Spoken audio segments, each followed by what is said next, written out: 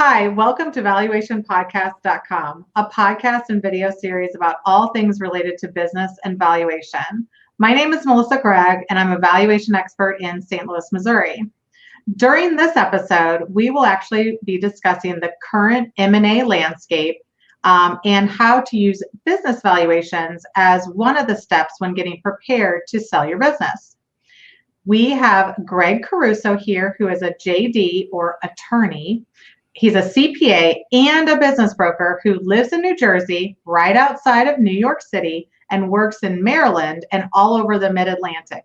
You know, what have you been seeing in the valuation multiples or the EBITDA multiples moving up or down during the pandemic? And I think in addition to this question, though, you use two other terms, which I think business owners should be aware of: rules of thumb and seller's discretionary earnings.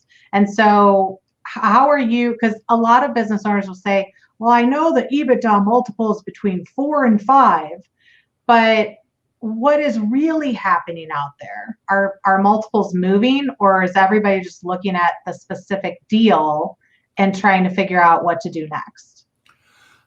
It's deal by deal, but I would say either the multiples are dropping or there's going to be a significant, a larger portion is going to be earnout. It's going to be subject to downstream results.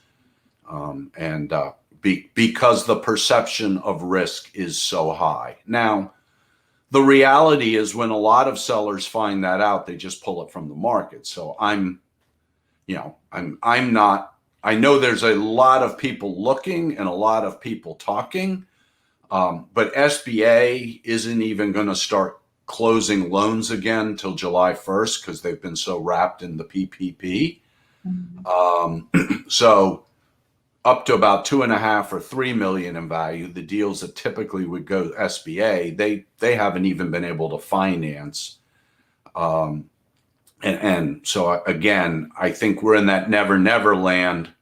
We'll really know what's going on in multiples in 3 or 4 or 5 months when deals start happening, or maybe not. But I can tell you the perception right now is risk is up, cash flow projections, to the extent buyers are willing to work for them, are coming down, and the risk factor, which means the discount rate, is going up or the multiplier is going down. And that is certainly the perception. And, you know, if I was doing a valuation, I would be and I've got a couple coming, we will be factoring that in, because otherwise you're just going to sit out there.